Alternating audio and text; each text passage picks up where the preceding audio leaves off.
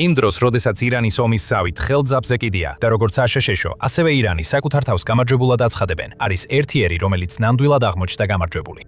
ეს არც ერთ-ერთი იმ ორი ქვეყანაა, რომლებიც ჩართული არიან ოპერაცია ეპიკური რისხვაში და არც ისრაელია. ნამდვილი გამარჯვებული თავის ომშია ჩართული, მაგრამ მან ბრწყინვალედ გამოიყენა ის, რაც ირანში ხდება, საკუთარი თავის გასაძლიერებლად. გამარჯვებულია უკრაინა. და ჩვენ ყველა მიზეზს გეტყვით, რატომაც ასეა. უკრაინამ საოცარი გეოპოლიტიკური ოსტატობა აჩვენა ოპერაცია ეპიკური რისხვის განმავლობაში.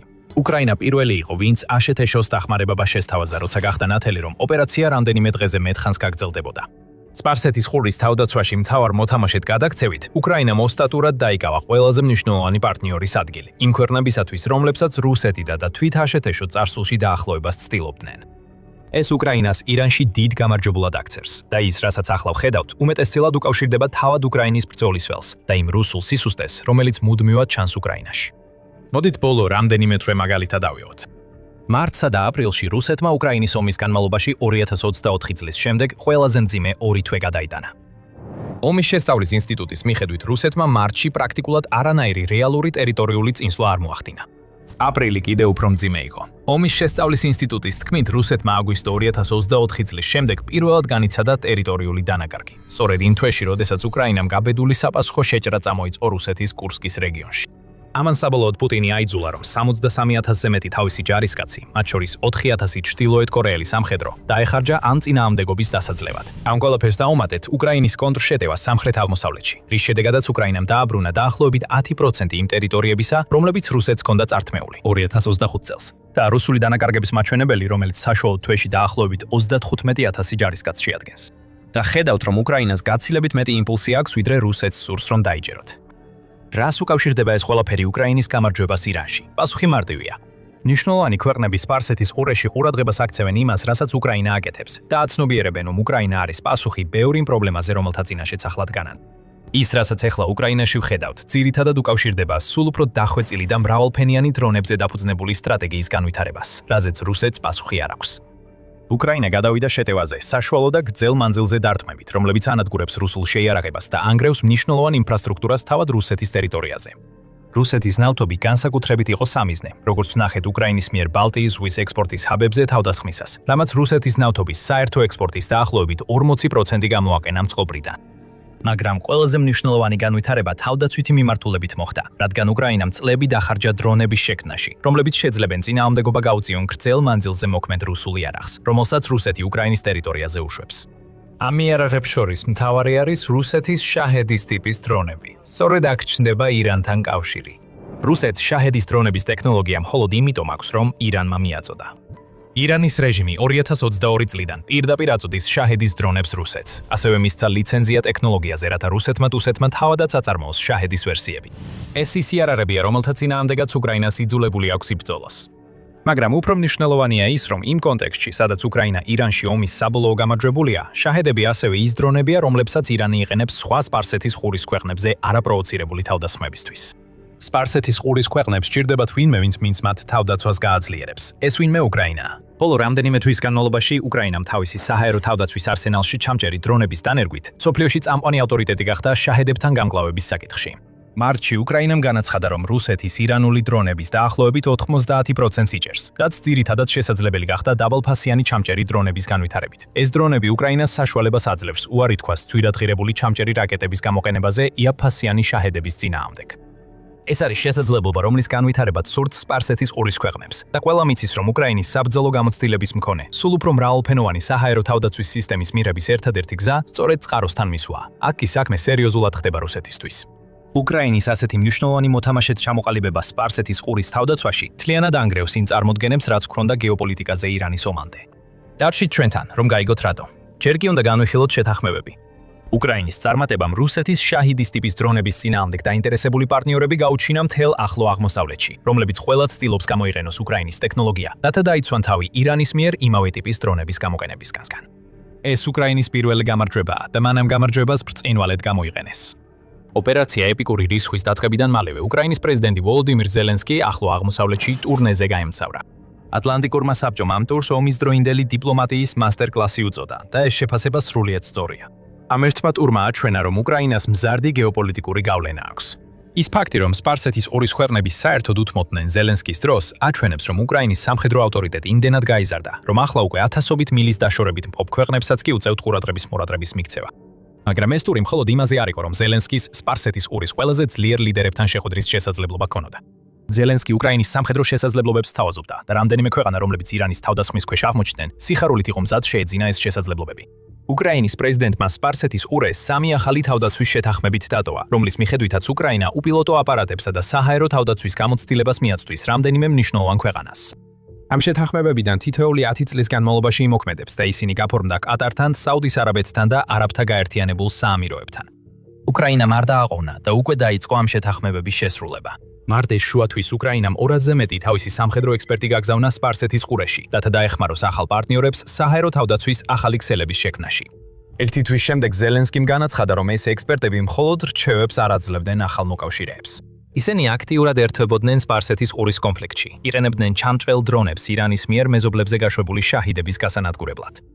ეს დრონული დიპლომატიის სასიკვდილო ფორმა და სწორედ ეს არის მთავარი მიზეზი, რატომაც უკრაინა ირანის ომში მთავარ გამარჯვებულად იქცა.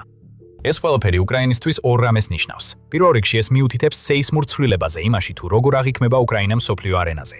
მის ტერიტორიაზე შეჭრის პირველ რამდენიმე წელიწადში უკრაინას ბევრი აღიქვამდა როგორც მამაც ქვეყანას, რომელსაც რუსეთის წინააღმდეგ გადარჩენის შანსისთვის დასავლეთის მაქსიმალური დახმარება სჭირდებოდა. უკრაინა იარაღის მიმღები იყო და არა მიმწოდებელი. არასწორია იმის თქვა, რომ უკრაინა აღარ არის მიმღები, რადგან ის კვლავ სიამოვნებით მიიღებს ნებისმიერ დახმარებას, რაც კი შეიძლება მიიღოს. მაგრამ ქვეყანა თავდაცვის სფეროში განვითარდა. ახლა ის ლეგიტიმური პარტნიორია იმ ქვეყნებისათვის, რომლებიც მას ეხმარებიან და სპარსეთის ყურის შემთხვევაში უკრაინა მიმწოდებლადაც იქცა. უკრაინა მნიშვნელოვანი იარაღის ექსპორტიორი ხდება და ეს ყველაფერი ქვეყნის უნარს უკავშირდება. აწარმოოს იაფი დრონები, რომლებიც ისეთივე ეფექტურია, თუ არა უფრო ეფექტური, ვიდრე სხვა ქვეყნების ძვირადღირებული ალტერნატივები. მეორეც და ალბათ კიდევ უფრო მნიშვნელოვანია, რომ ეს სპარსეთის ყურის შეთანხმებები მხოლოდ რამდენიმე ახალი ურთიერთობის დამყარებას არ ნიშნავს უკრაინისთვის. მათი აღიარება იმ ფაქტისა, რომ უკრაინა გახდა შეუცვლელი რეგიონში, სადაც სულ რამდენწინიანი თვის წინაც კი არანაირი ყოფნა არ ჰქონდა. ირანის ომამდე საუდის არაბეთი და არაბთა გაერთიანებული საამიროები უკრაინას თავდაცვის პარტნიორად არ განიხილავდნენ. რატო უნდა გაეკეთებინათ ეს? ორივე ქვეყანას საკმარისი სამხედრო ტექნიკა ჰქონდა და არანაირი მიზეზი არ არსებობდა ეფიქრათ, რომ ისეთ საფრთხეს შეხვდებოდნენ, რომელიც უკრაინასთან პარტნიორობას აუცილებელს გახდიდა. ოპერაცია ეპიკური რისხვა და შაჰიდებით დატვირთული პასუხი, რომელიც გამოიწვია ირანის რეჟიმის მხრიდან, რომელიც ყველაფერზე და ყველაზე აგრესიულად რეაგირებს, ყველაფერს შეცვალა. ის, რაც ადრე სპარსეთის ყურის ქვეყნებში უკრაინის გაჭირვებისადმი თანაგრძნობა იყო რუსეთის წინააღმდეგ, ახლა სინერგიად გადაიქცა, რადგან ამ ქვეყნებმა გააცნობიერეს, რომ თავად სჭირდებათ უკრაინა. ამის შესახებ ამბობს მარია ზოგინა, რომელიც კონფლიქტების მკვლევარია.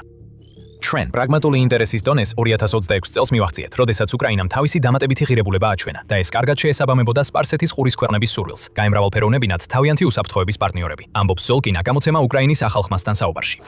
როგორც ის აღნიშნავს, უკრაინა გახდა ახალი ტექნოლოგიური გადაწყვეტილებების ლაბორატორია, რომლებიც შეიძლება გამოყენებულ იქნას ყველაზე თანამედროვე სამხედრო საფრთხეების წინააღმდეგ. ეს კარგი შენიშვნაა. უკრაინა სპარსეთის ყურის გეოპოლიტიკაში მხოლოდ დახმარების სურვილით არ ხდება ასეთი მნიშვნელოვანი მოთამაშე. ყველაფერი, რასაც ახლა უკრაინა ახალ თავდაცვით შეთანხმებებში სთავაზობს, საბრძოლო პირობებში გამოცდილია და ეფექტურობა დამტკიცებული აქვს. უკრაინის ომი გახდა საცდელი პოლიგონი, რომელიც ბევრად უკეთესია ვიდრე ნებისმიერი იზოლირებული ლაბორატორია. პრაგმატიზმი ყველაფერს მართავს. თუ რამე არ მუშაობს, მას არ ააშენებენ და პოტენციურ პარტნიორებსაც არ შესთავაზებენ. მიზეზი, რის გამოც ჩვენ ასე დეტალურად გავაშუქეთ უკრაინის საბრძოლო ველზე მიღწეული წარმატებები, ის წარმატებები ისაა, რომ ეს წარმატებები თავად წარმოადგენს შედეგის მტკიცებულებას. ის, რასაც უკრაინა სთავაზობს სპარსეთის ყურის ქვეყნებს, მუშაობს და სწორედ აქ იწყება მნიშვნელოვანი ცვლილება, რომელსაც პუტინი ვერასდროს წარმოიდგენდა. უკრაინის როლის შეცვლა და მისი მომწოდებლად ქცევა სპარსეთის ყურეში მხოლოდ გარდამტეხი მომენტია. უკრაინა თავის მხრივ ბევრს იღებს. ის აყალიბებს პარტნიორობას სპარსეთის ყურის გარეთაც და გლობალურ დონეზე აჩვენებს რუსეთის სისუსტეს, რათა გეოპოლიტიკაში სრული გარდატეხა მოახდინოს და რუსეთი უკანა პლანზე გადაიყვანოს. ეს ყველაფერი მიზეზია, რატომაც უკრაინა ირანის ომის საბოლოო გამარჯვებულია და ეს ყველაფერს ცვლის. სანამ აქ ვართ, სწორედ ამიტომ ვქმნით სამხედრო შოუს, რომ ვაჩვენოთ, როგორ მოქმედებს რეალური ძალა. თუ არხზე ახალი ხართ, გამოიწერეთ, რომ არ გამოგჩეთ შემდეგი ვიდეოები. ეხლა იმ შეთანხმებებს, რომლებიც უკრაინამ გააფორმა სპარსეთის ყურეში, ირიბი ეფექტი აქვს. უკრაინა უბრალოდ გულუხობის გამო არ აგზავნის იქ დრონებსა და ექსპერტებს. ეს ზელენსკის პოლიტიკური სვა და უკვე შედეგებსაც იძლევა. უკრაინის დრონების სანაცვლოდ სპარსეთის ყურის ქვეყნები უკრაინას აძლევენ იმას, რაც მას სჭირდება, რუსეთის წინააღმდეგ ბრძოლის გასაგრძელებლად. საუდის არაბეთი და ყატარი უკრაინისთვის ნავთობის სასიცოცხლო წყაროებად იქცნენ მას შემდეგ, რაც ზამთარში რუსეთმა ყველაფერი გააკეთა, რომ უკრაინის ენერგეტიკული ინფრასტრუქტურა მძიმე დარტყმებით დაეჩოქებინა.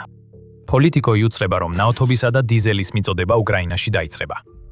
უკრაინისთვის სპარსეთის ყურის ქვეყნებთან შეთანხმებით დაპირებული ნედლი ნავთობის შემთხვევაში ეს ნავთობი ევროპულ ნავთობგადამამუშავებელ ქარხნებში წალა, სადაც ის გადაიქცევა პროდუქტებად, რომელსაც უკრაინის სამხედროები ფრონტზე გამოიყენებენ. ევროპაზე საუბრისას ვხედავთ, რომ უკრაინა მთელ კონტინენტზე დრონების სფეროში პარტნიორობებს ამყარებს. 14 აპრილს უკრაინამ და გერმანიამ გამოაცხადეს ახალი შეთანხმების გაფორმება, რომლის მიხედვითაც გერმანია უკრაინას ასეულობით Patriot-ის საჰაერო თავდაცვის რაკეტას მიაწვდის, ხოლო უკრაინა გერმანიას მიაწვდის საბრძოლო ველის მონაცემებს, რაც გერმანიას დაეხმარება მომავალი შესაძლო ბრძოლისთვის რუსეთის წინააღმდეგ თავდაცვისთვის მოემზადოს. ორივე ქვეყანამ ასევე გამოაცხადა ერთობლივი საწარმოს შექმნა, საშუალო და გრძელდისტანციური დრონების წარმოებისთვის, რაც პირდაპირ ემსახურება უკრაინის სტრატეგიას, გაანადგუროს რუსეთის ზურგი და დაასუსტოს პუტინის ძალები ფრონტზე. იმავე დღეს უკრაინამ და ნორვეგიამ ერთობლივად განაცხადეს თავდაცვის პარტნიორობის შესახებ ერთობლივი დეკლარაციის ხელმოწერის შესახებ, მოლაპარაკებების შემდეგ, რომლებზეც ვოლოდიმირ ზელენსკიმ თქვა, რომ დეტალურად განიხილეს რუსეთის შაჰიდის ტიპის დრონები. და 16 აპრილს უკრაინამ გამოაცხადა დრონების შეთანხმება ნიდერლანდებთან, რომელიც მოიცავს ერთობლივი წარმოების კომპონენტსაც. ზელენსკი თუნდაც თურქეთში შეჩერდა ახლო აღმოსავლეთის ტურის ფარგლებში, რითაც აჩვენა, რომ მას არანაირი პრობლემა არ აქვს იმ ქვეყანასთან დაახლოებაზე, რომელიც დიდი ხანია გარკვეულწილად რუსეთთან არის დაკავშირებული, სულ მცირე იარაღის მიმართულებით. ამ ტიპის შეთანხმებები მნიშვნელოვანია და არა მხოლოდ იმიტომ, რომ უკრაინა ახლა მომწოდებლის როლშია. რაც ეს ყველაფერი აჩვენებს და ეს განსაკუთრებით ეხება 10 წლიან სპარსეთის ყურის შეთანხმებებს, არის ის, რომ ახლა ბევრი დიდი ქვეყანა დაინტერესებულია უკრაინის გადარჩენით. ეს უკვე აღარ არის უკრაინის დაცვის მცდელობა რუსეთის აგრესიისგან. ყველა ამ ქვეყანას უკრაინა სჭირდება, რადგან ისინი აცნობიერებენ, რომ უკრაინის გადარჩენა ერთადერთი გზაა, რომლითაც შეძლებენ საკუთარი თავის დაცვას რუსეთისა და ირანის წინააღმდეგ. უკრაინა ახლა ძალიან მნიშვნელოვან გეოპოლიტიკურ პოზიციაშია. ეს ქვეყანა დღეს უფრო მნიშვნელოვანია მთელი მსოფლიოს თვალში, ვიდრე ოდესმე ყოფილა თავისი ისტორიის განმავლობაში. მაგრამ აქ იწყება ყველაფერი სერიოზულად. რუსეთისთვის ის, რომ უკრაინა ირანის კონფლიქტში მთავარი გამარჯვებული გამოვიდა, ნიშნავს გლობალურ გეოპოლიტიკის სრულ ცვლილებას. ეს ცვლილება დაიწყო ირანის ომამდე წლების განმავლობაში, როცა რუსეთმა არაერთხელ აჩვენა, რომ მისი სამხედრო ძალა მხოლოდ ქაღალდის ვეფხვია, რომელსაც ვერ შეუძლია დაძლიოს ბევრად პატარა ქვეყანა, რომელიც ყველა მონაცემით უნდა დაემორჩილებინა. მაგრამ ახლა და თითქმის მთლიანად ირანის ომის გამო, რუსეთი გლობალურ გავლენას თანდათან კარგავს, მაშინ როცა უკრაინის გავლენა იზრდება. სტატიაში The Telegraphist-თვის გამოცემის თავდაცვისა და საგარეო საქმეთა აღმასრულებელი რედაქტორი ქონ ქოხლანი განმარტავს, როგორ გამოიყურებოდა სიტუაცია სულ რამდენიმე თვის წინ. ირანის კონფლიქტამდე ბევრი სპარსეთის ყურის ქვეყანა ცდილობდა გაემყარებინა ურთიერთობები პეკინთან და მოსკოვთან, რადგან ეჭვი ეპარებოდა თაშეთეშსა და მის დასავლელ მოკავშირეებში, რომ ისინი კრიზისის დროს მათ ინტერესებს დაიცავდნენ, არნიშნავს ქოხლანი. ეს რა თქმა უნდა ძალიან ხელსაყრელი იყო რუსეთისთვის. თუ მას შეეძლო აშშ-ის ჩანაცვლება სპარსეთის ყურის ქვეყნებისთვის მომწოდებლად, მაშინ პუტინის გეოპოლიტიკური გავლენა მნიშვნელოვნად გაიზრდებოდა. შემდეგ დაიწყო ოპერაცია ეპიკური რისხვა და მასთან ერთად მოხდა ირანის პასუხიც. ალ-ჯაზირას ინფორმაციით, არაბულ ქვეყნებს, რომლებიც ირანმა სამიზნედ აირჩია თავისი დრონებით ყველას წინააღმდეგ სტრატეგიით, ომის პირველ თვეში ირანში ეს დაუჭი დაუჯდათ 194 მილიარდ დოლარამდე ირანი. რუსეთისთვის ირანის პასუხი კატასტროფული იყო. 4 წელზე მეტი ხნის განმავლობაში ვლადიმირ პუტინი ირანის რეჟიმთან დაახლოებას ცდილობდა, რაც 2025 წლის ბოლოსკენ სტრატეგიული პარტნიორობის ხელმოწერით დასრულდა. ირანი რუსეთს შაჰიდის დრონებს აწვდიდა. ოპერაცია ეპიკური რისხვის დასაწყისში გავრცელდა ხმები, რომ რუსეთი ირანს დაზვერვით ინფორმაციას აწვდიდა. ამ ყველაფერმა სპარსეთის ყურის ქვეყნებს, რომლებიც რუსეთს იარაღის მომწოდებლად მიემართებოდნენ, დააყენა აშკარა კითხვასთან. როგორ ვენდოთ რუსეთს, როცა ის მხარს უჭერს ქვეშ ქვეყანას, რომელიც ჩვენ გვიდერს? რუსეთის მხარდაჭერა ირანის მიმართ შეიძლება იყოს ყველაზე სერიოზული გეოპოლიტიკური შეოპოდიკური შეცდომა, რაც პუტინს ოდესმე დაუშვია და მას ასეთი ბევრი აქვს დაშვებული. ყველაფერი, რაც რუსეთმა ამ მხარდაჭერით მიაღწია, იყო ის, რომ მან უკრაინის სასარგებლოდ იმოქმედა. ეხლა რუსეთი გამოიყურება როგორც ყველაზე არასანდო მოკავშირე, ან იარაღის მიმწოდებელი, რომელიც შეიძლება რომელიმე ქვეყანას ყავდეს. საბრძოლო ველზე მიღწეული შედეგები ამას აჩვენებს. თუნდაც ბოლო რამდენიმე თვის განმავლობაში უკრაინის შთამბეჭდავი წინსვლა არ გვენახა. ის ფაქტი, რომ რუსეთმა უკვე 1.300.000-ზე მეტი ჯარისკაცი და 10,000-ობით ერთეული იმ ტექნიკისა დაკარგა, რომლის გაყიდვასაც აპირებს პოტენციურ პარტნიორებს მაინც დააფრთხობდა. მაგრამ ეხლა პუტინის სასოწარკვეთილმა მცდელობამ, რომ ნებისმიერის თანაშექმნას ალიანსი, ვინც მას მიიღებს, უკვე შედეგი მოუტანა და კიდევ უფრო დააზიანა ის, რაც უკვე უკრაინის დაუღალავი სიღრმისეული დარტყმებით იყო დაზიანებული. პუტინმა თავისი პოლიტიკური მხარდაჭერა არასწორად მიმართა და ეს მომავალში შეიძლება კიდევ ერთ გამარჯვებას მოუტანდეს უკრაინას. მაგრამ სანამ ამაზე გადავიდოდეთ, ჩვენ ხედავთ გეოპოლიტიკურ ცვლილებებს, არა მხოლოდ იმით, რომ სპარსეთის ყურის ქვეყნები რუსულ იარაღს ზურგს აქცევენ და უპირატესობას უკრაინულს ანიჭებენ. სინამდვილეში ეს ქვეყნები მხოლოდ სიმპტომია იმ ბევრად უფრო ფართო პრობლემისა, რაც რუსეთს აქვს. მოსკოვის Times-ის 9 მარტის ანგარიშის მიხედვით რუსული იარაღის ექსპორტი ბოლო 5 წლის განმავლობაში 64%-ით შემცირდა. რუსეთს შეიძლება შეეცადოს ამის ახსნას იმით, რომ უკრაინის ომისთვის რაც შეიძლება მეტი იარაღი სჭირდება, მაგრამ ესეც კი სისუსტის ნიშანია. რუსეთმა თავისი გეოპოლიტიკური გავლენა იმაზე ააგო, რომ შეეძლო პარტნიორებისთვის მიეწოდებინა იარაღი, რომელსაც ისინი საკუთარი თავის დასაცავად გამოიყენებდნენ. თუნდაც კატედრების შემცირება უკრაინაში მიმდინარე მოვლენებით იყოს გამოწვეული, ეს მხოლოდ ამტკიცებს, რომ რუსული იარაღი არაეფექტურია იმ დასავლური და ადგილობრივი ტექნიკის კომბინაციის წინააღმდეგ, რომელსაც უკრაინა იყენებს. და რომ პუტინის ჭრილობებზე მარილი დავაღაროთ, უკრაინის იარაღის მომწოდებლად აღზევებას თან ახლავს ისიც, რომ ევროკავშირის წევრები ერთად 4-ჯერ მეტ იარაღს ყიდიან, ვიდრე რუსეთი აღნიშნულ 5 წლიან პერიოდში. ჩვენ რეალურ დროში ვხედავთ ერთი გეოპოლიტიკური ძალის აღზევებას, მაშინ როცა მეორე იშლება. შესაძლოა გრძელვადიან პერსპექტივაში, მაგრამ უფრო მოკლევადიანად ირანის სიტუაციიდან უკრაინა კიდევ ერთ გამარჯვებას იღებს. შეთანხმებები, რომელსაც უკრაინა როგორც სპარსეთის ყურეში, ისე ევროპაში აფორმებს, პუტინს ბერკეტებს ართმევს. რუსეთს ალა შეუძლია უკრაინის ენერგეტიკული მდგომარეობა ბერკეტად გამოიყენოს, განსაკუთრებით მაშინ, თუ სპარსეთის ყურის ქვეყნები ამ მიმართულებით უკრაინას ეხმარებიან. უკრაინის მიერ რუსეთის ნავთობის საექსპორტო ინფრასტრუქტურის მიზანში ამოღება ასევე ნიშნავს, რომ პუტინი ცდილობს რუსეთის ენერგოპროდუქციის გამოყენებით მოკავშირეები იყიდოს, მაგრამ ამასაც უჭირს. ეს თავდასხმებიც ხელს უწყობს რუსეთის ეკონომიკის კოლაფს, რომელიც ახლა მთლიანად ომზეა ორიენტირებული, ომზე, რომელსაც რუსეთი ვერ იგებს. ყველა ეს მარცხი, როგორც შიდა, ისე გეოპოლიტიკური, პუტინისთვის პრობლემას წარმოადგენს უკრაინასთან სამშვიდობო მოლაპარაკებების დროს. პუტინი კვლავაც გაიმეორებს თავის ძველ და გაცვეთილ ნარატივს, თითქოს უკრაინა დამარცხების ზღვარზეა და ახლა უნდა დანებდეს, სანამ მდგომარეობა კიდევ უფრო გაუარესდება. მაგრამ ეხლა უკრაინას უამრავი პასუხი აქვს. თუ უკრაინა სუსტია, რატო ეროდნობა სპარსეთის ყურე უკრაინას თავის დაცვაში? რატომ აკეთებს ამას ევროპაც? რატომ იწვის რუსეთის ნავთობი? რატო კარგავს რუსეთი პოზიციებს ბრძოლის ველზე? და რატო უნდა დაიჯეროს ვინმე პუტინის მონაყოლი, როცა აშკარაა, რომ უფრო მეტ ქვეყანას ვიდრე ოდესმე აქვს ინტერესი, რომ უკრაინა გამარჯვებული გამოვიდეს. როდესაც მისი პროპაგანდისტები მოლაპარაკებების მაგიდასთან ოფლიანობენ, მიხვდებიან, რომ ეს კითხვები მათთვის უპასუხებელი. ირანში ომმა ყველაფერი გამოავლინა. რუსეთი როგორც გეოპოლიტიკური ძალა უფრო სუსტია ვიდრე ოდესმე ყოფილა, რადგან ამტკიცებს, რომ ვერაფერს აკეთებს იმისათვის, რომ დაიცვას მოკავშირე, რომელშიც გაუფრთხილებლად ჩადო ინვესტიცია, რადგან ეგონა, რომ ის ახლო აღმოსავლეთის მთავარი მოთამაშე იყო.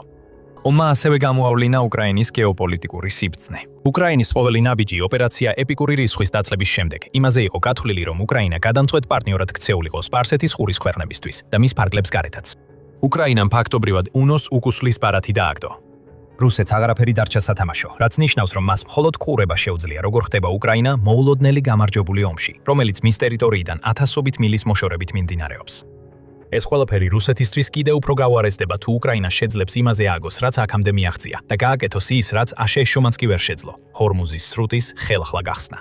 ეს წყლის გზა ირანში ყველაფრის გასაღებია და შესაძლოა სწორედ უკრაინა იყოს, ვინც გაბედულ ნაბიჯებს გადადგამს და სრუტის ხელახლა გახსნას აიძულებს. გაიგეთ რატო? ჩვენი ვიდეოს ყურებით. თუ ეს ვიდეო მოგეწონათ, აუცილებლად გამოიწერეთ სამხედრო შოუ, რომ ნახოთ მეტი ჩვენი მასალა, რომელიც 2026 წლის გეოპოლიტიკურ ცვლილებებს ეხება. და მადლობა როგორც ყოველთვის ყურებისთვის.